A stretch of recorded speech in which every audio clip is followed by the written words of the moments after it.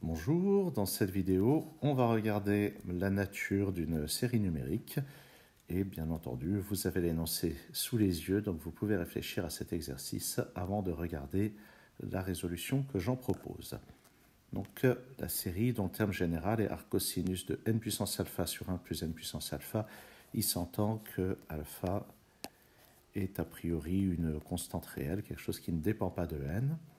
Et une première chose à vérifier, c'est tout de même qu'on parle de quelque chose qui existe. Je parle de cet arccosinus. Je rappelle que l'arccosinus, c'est une fonction qui est définie sur le segment moins 1, 1 à valeur réelle. Bon, en réalité, à valeur entre 0 et pi, mais disons à valeur réelle. Donc la question, c'est est-ce que ce quotient appartient au segment moins 1, 1 ? Et la réponse est évidemment oui. Donc, il appartient même à l'intervalle 0, 1, ouvert en 1, et puis ouvert en 0, puisqu'on prend des n strictement positifs. Donc déjà, le terme général existe bien, et je vais lui donner un nom. Je vais l'appeler un de alpha, arccosinus, donc de n puissance alpha sur 1 plus n puissance alpha. Alors comment est-ce qu'on va étudier la nature de cette série ? Je pense que dans ces cas où il y a un paramètre, la première chose à faire, c'est de tester tout simplement si le terme général a le bon goût de tendre vers 0 ou non, parce que s'il ne tend pas vers 0, on est en présence d'une série grossièrement divergente et ce n'est pas la peine d'aller plus loin dans l'étude. Donc on va regarder, pour commencer, quelle est la limite de ce qui est à l'intérieur de l'arccosinus. Et ça, c'est assez simple. Et on doit constater qu'il y a 3 cas pour la limite. Ça dépend du signe de alpha. Et alors attention, parce qu'un oubli classique, c'est le cas où alpha vaut 0. Je vais commencer par celui-ci. Si alpha vaut 0, vous devez remarquer que ce quotient vaut 1,5. Donc, il ne faut pas oublier ce cas. Si alpha est strictement positif, dans ce cas-là, n puissance alpha l'emporte sur le 1 au dénominateur. J'entends par là que le dénominateur est équivalent à n puissance alpha, si bien que le quotient tend vers 1. Ça, c'est si alpha est strictement positif. Et par contre, si alpha est strictement négatif, eh bien dans ce cas-là, le dénominateur tend vers 1, le numérateur tend vers 0, donc on obtient une limite nulle. Et alors attention, ce qui nous intéresse, c'est pas seulement ça, c'est l'arccosinus de ceci. On va utiliser le fait que la fonction arccosinus est une fonction positive pour en déduire que la limite, dans le premier cas, c'est l'arccosinus de 1, c'est-à-dire 0. Dans le deuxième cas, c'est l'arccosinus de 1,5, c'est-à-dire pi sur 3. Et dans le troisième cas, c'est l'arccosinus de 0, c'est-à-dire pi sur 2. Oups, le dernier cas, c'est celui-ci. Donc on peut déjà faire la remarque que dans ces deux cas, un de alpha possède une limite qui n'est pas 0, et on peut dire donc que dans ces deux cas, la série des un de alpha diverge grossièrement, et il va nous rester à étudier comme seul cas pertinent le cas où alpha est strictement positif. Donc je reprends ma notation. Arccosinus de n puissance alpha sur 1 plus n puissance alpha, et on prend le cas où alpha est strictement positif. Alors comment est-ce qu'on va étudier ça ? Eh bien pour ça, on va trouver un équivalent de un de alpha. Notez que notre terme général qui est là appartient à 0 pi sur 2. C'est un terme positif, donc le recours aux équivalents est pertinent, il est licite. Alors vous allez me dire comment est-ce qu'on va faire pour ça ? Eh bien, moi quand je vois un arccosinus, j'ai envie de lui appliquer le sinus. Ici, on est en présence d'un arccosinus qui tend vers 0, comme on l'a dit. Un de alpha tend vers 0 quand n tend vers plus l'infini.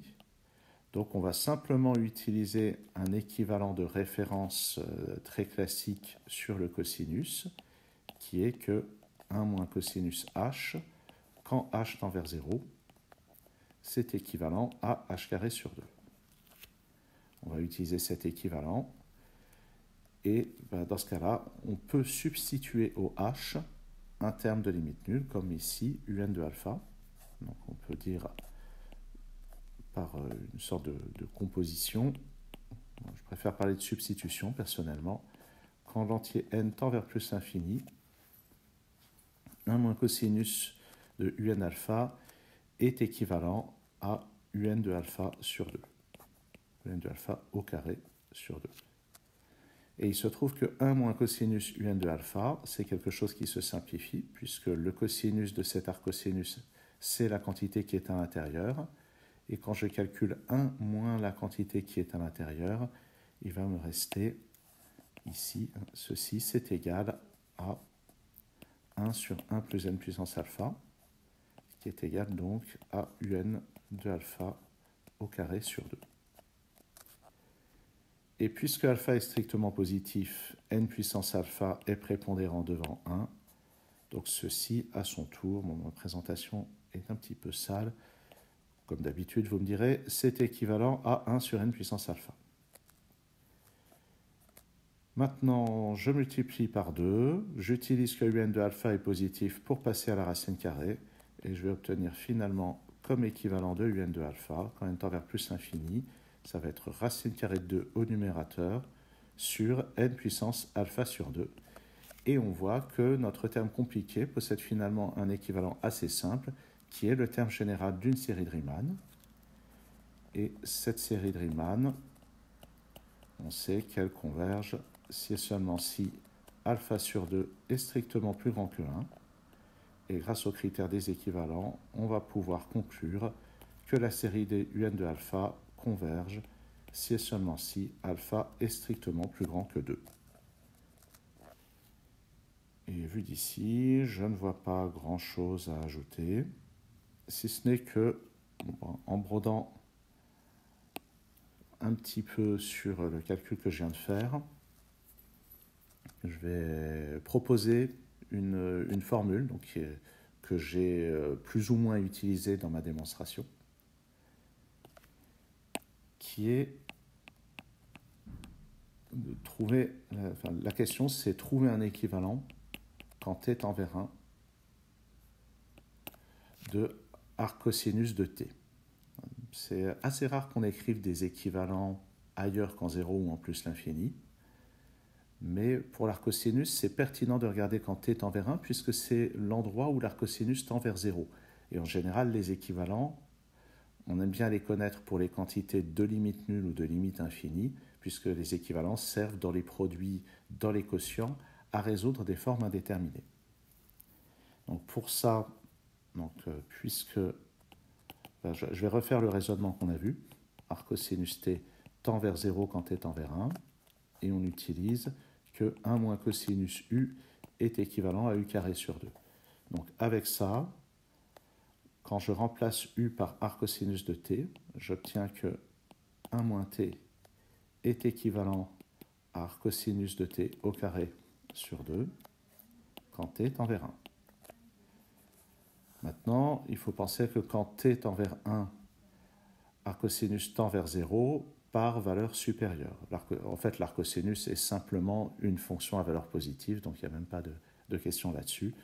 Donc je fais la même manip que tout à l'heure, je multiplie par 2, j'applique la racine carrée, et j'obtiens finalement que arcosinus t est équivalent à racine carrée de 2 facteur de 1 moins t quand t tend vers 1. Et ça pourrait être intéressant dans d'autres contextes. Imaginons qu'on nous demande d'étudier la nature de cette intégrale, juste parce que pourquoi pas. Eh bien, on pourrait remarquer qu'ici, on est en train d'intégrer la fonction qui envoie t sur 1 sur arcosinus de t. C'est une fonction qui est continue et positive sur 0,1 ouvert. Et c'est équivalent à 1 sur racine carrée de 2, racine carrée de 1 moins t quand t tend vers 1. Et ça nous donne l'intégrabilité en 1. Donc cet équivalent pourrait servir dans ce genre d'exercice. Puis évidemment, je pourrais élever l'arcosinus à la puissance alpha pour épaissir un petit peu l'exercice. Merci de votre attention.